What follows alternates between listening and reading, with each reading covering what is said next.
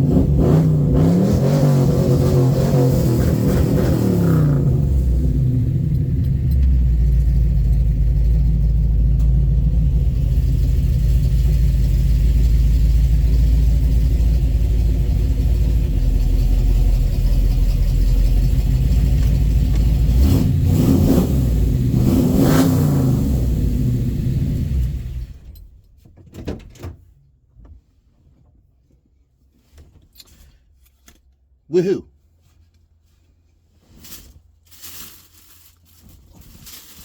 Okay.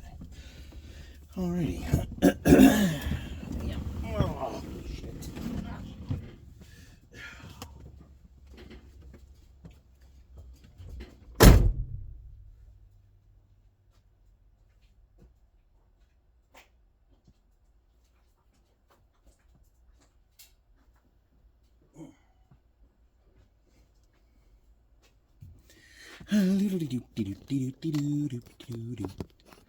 I'll see how that footage fucking laid out.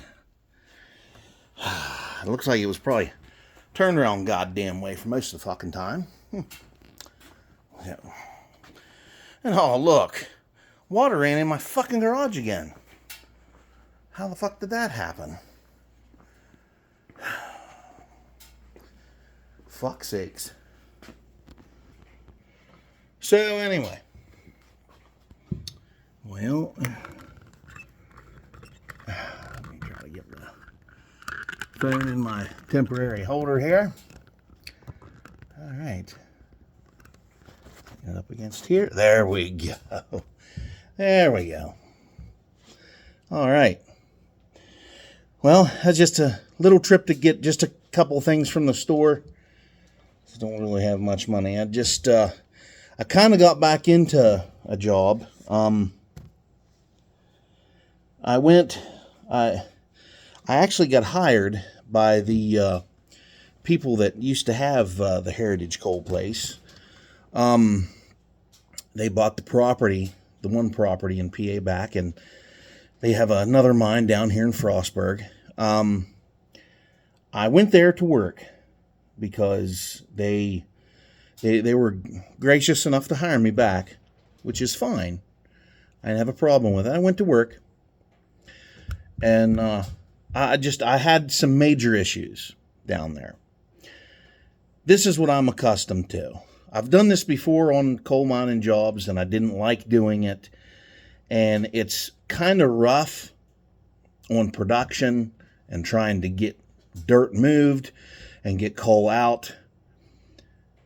To bridge that gap of non-productivity, you have to have a lube guy.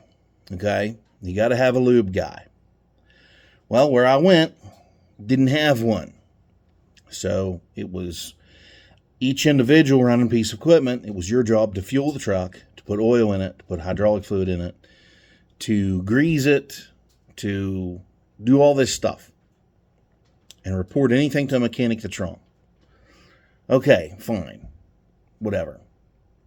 I don't have a major issue with that part of it. The part I had trouble with was, I didn't care if the equipment was old, and it was. It was 1980s equipment. Wore the fuck out. Beat down. It's in rough shape. So, this is what I did. Well, this is what happened. I couldn't get up into the fucking equipment. These trucks down here, the ladders were so, I'm guessing people back in the 80s were all 6 feet tall and extremely fucking thin and could get their elbows up next to their noses, their knees up next to their noses, I guess. Because I can't do that. I can't lift my legs real high. And, I weigh a good bit, and I cannot haul up, close to 400 pounds of dead weight. I can't do a pull-up because I just don't have the strength. That's a lot of weight to do a pull-up with. I can pull myself about halfway, and that's about it. Now, I do lift weights on occasion, not like I used to, because in the past I've ruined my fucking joints doing it. And I couldn't get up on the equipment without assistance. The guy running the loader in the coal yard had to come over, and I stepped in the bucket, and he would raise me up to the bumper of the truck. And after that, I was fine. But the thing is, if you got to fuel the truck, grease it or whatever, I could get down out of it, fine. I just can get back up in it. And plus the last rung was so close to the bumper, I couldn't get my foot in there to get to the second fucking rung. So it was one of those things where you just had to face the music and say, look, pal, you can't do the job. You're incapable of doing it. And that was the major problem I had. It was nothing that the company that hired me did. It was not their fault or anything like that. Just going to make that clear right off the bat. This was all one of my issues. So that really brought up a thing in my brain telling me that it's time to get the weight off your ass. It's time to lose as much as you can so you can do things, in your middle-aged to old life that you got to do in order to, get around and do things that you just have to do to live. So, and being able to do those things at work is a must. So I ended up, I worked all day Tuesday. The air conditioner in my truck broke down. And I was fucking miserable, hot. I actually got sick, on my way home. I thought I was going to fucking pass out. I thought I was going to have a heat stroke. And, I had the migraine from hell. From being dehydrated, and I drank a gallon of fucking water that day, easy. And it's pretty fucking hot in the garage here now, but I tried to keep myself hydrated with what I had with me, and I didn't have any food because the mission now is to fast from 7 p.m. at night until 5 or 6 in the evening. Until it's time for me to eat my dinner when I'm at home.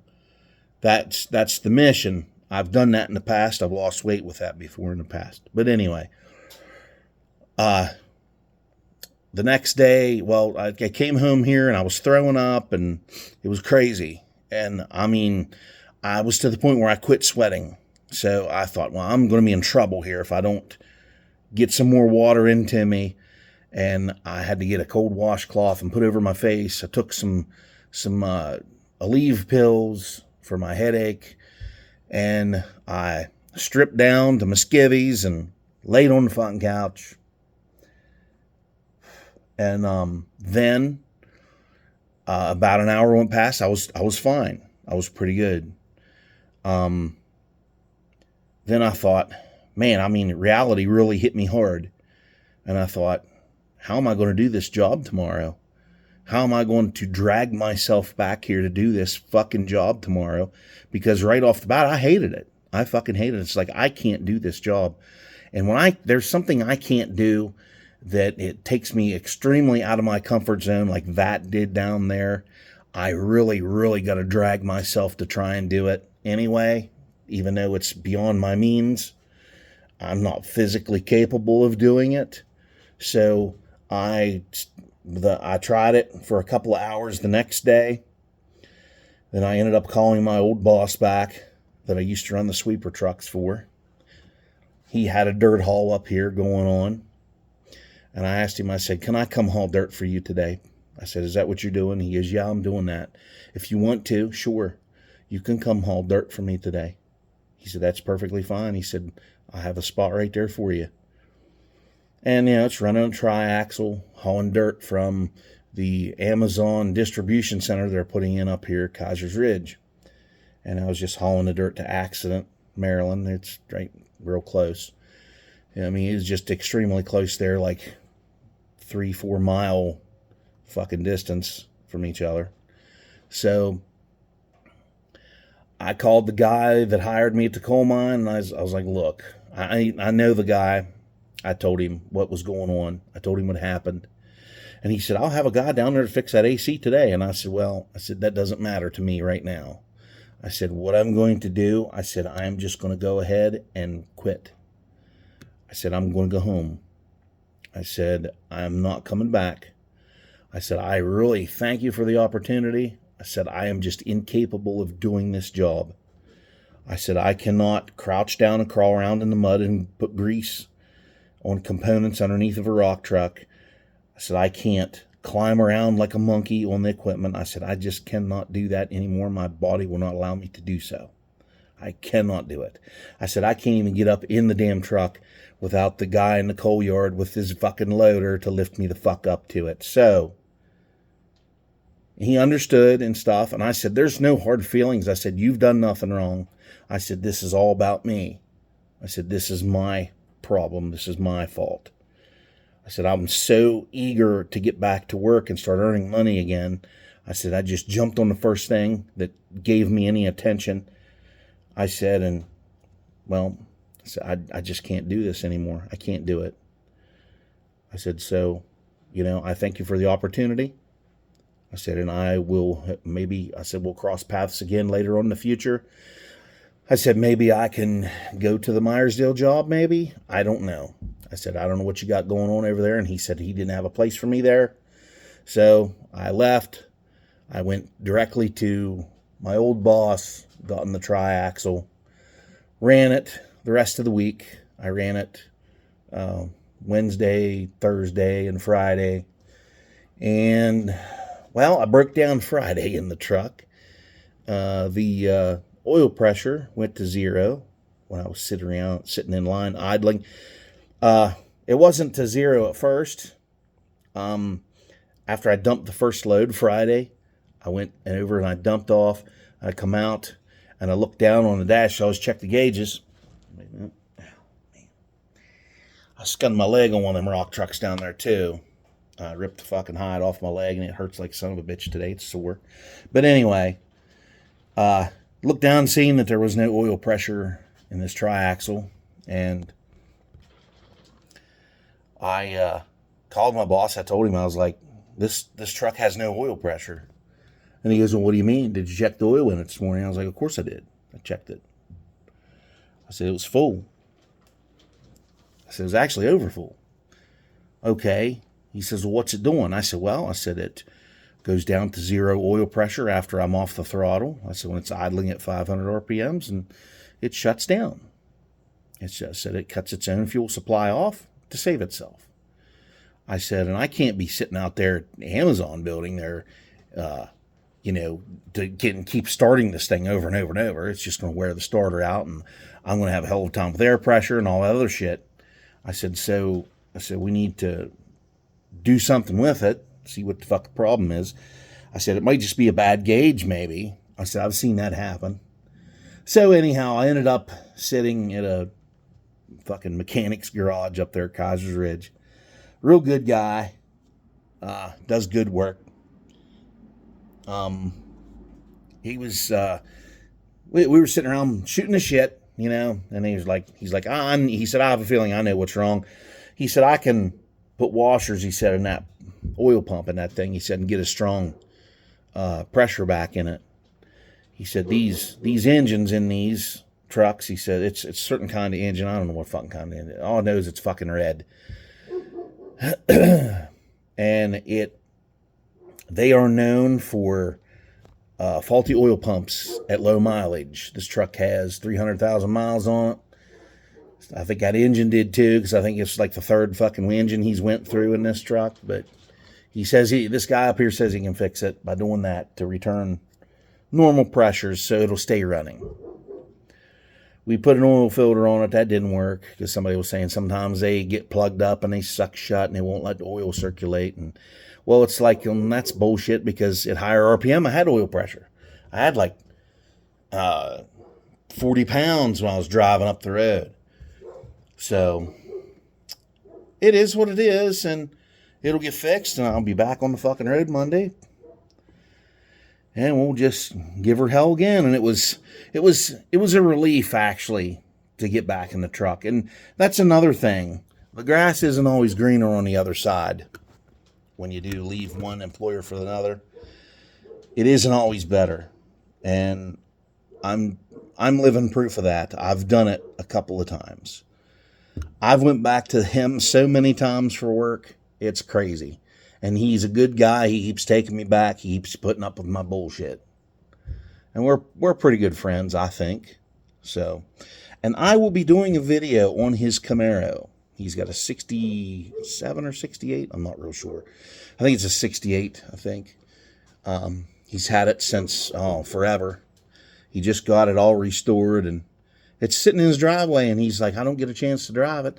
I said, we need to do a video on it from YouTube, so we're going to do that sometime soon. And I hope you all liked the 69 Camaro video.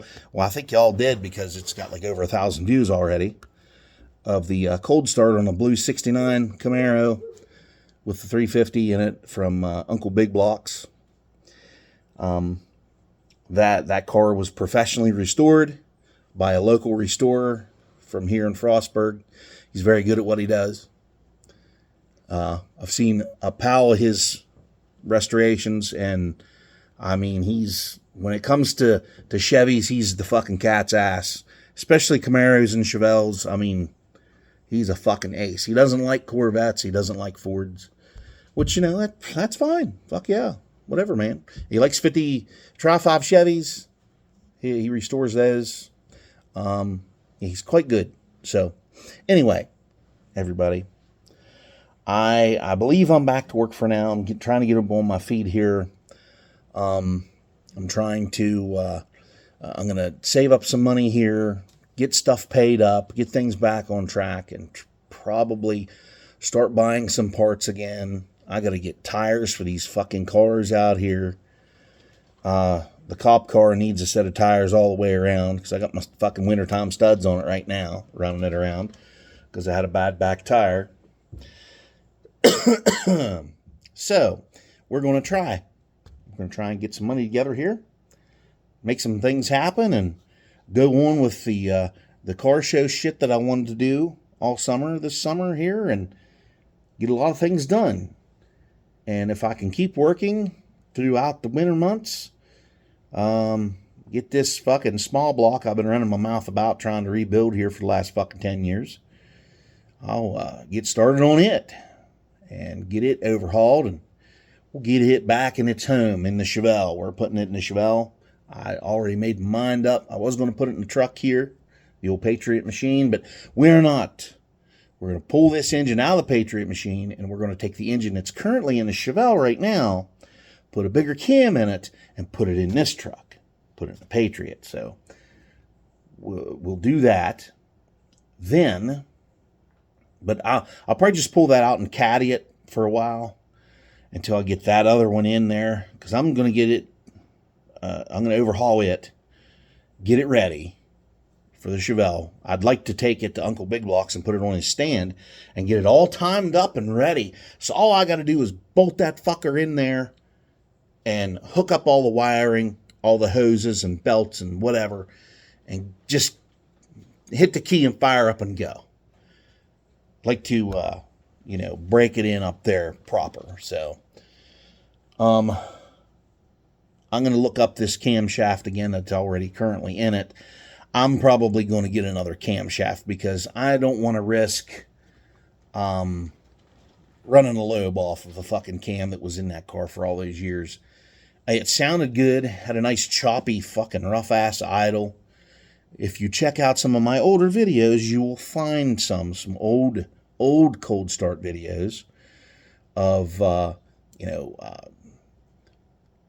from when I put the glass packs on, well, up until I put the glass packs on the Chevelle.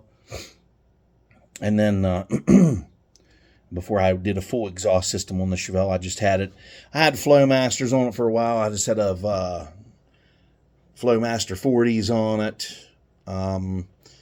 I had a set of my homemade mufflers on it before.